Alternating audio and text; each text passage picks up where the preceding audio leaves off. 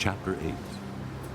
But God remembered Noah and all the wild animals and the livestock that were with him in the ark. And he sent a wind over the earth, and the waters receded. Now the springs of the deep and the floodgates of the heavens had been closed, and the rain had stopped falling from the sky. The water receded steadily from the earth. At the end of the 150 days the water had gone down, and on the 17th day of the 7th month the ark came to rest on the mountains of Ararat.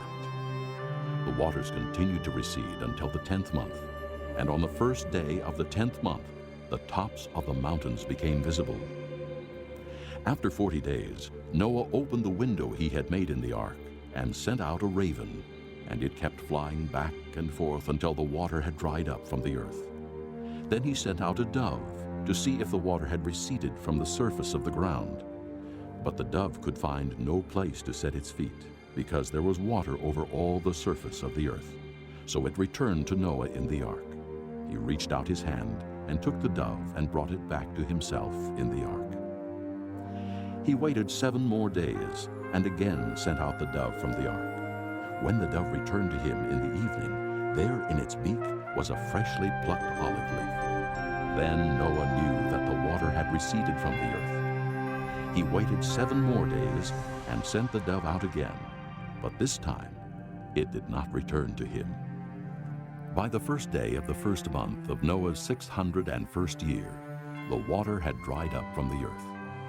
Noah then removed the covering from the ark and saw that the surface of the ground was dry. By the 27th day of the 2nd month, the earth was completely dry. Then God said to Noah, "Come out of the ark, you and your wife, and your sons and their wives.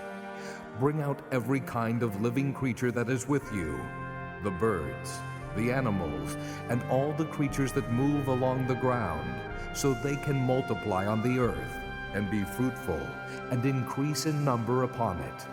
So Noah came out, together with his sons and his wife and his sons' wives. All the animals and all the creatures that move along the ground, and all the birds, everything that moves on the earth, came out of the ark, one kind after another. Then Noah built an altar to the Lord, and taking some of all the clean animals and clean birds, he sacrificed burnt offerings on it.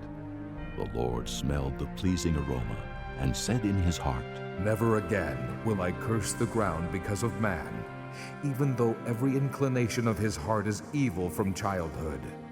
And never again will I destroy all living creatures as I have done.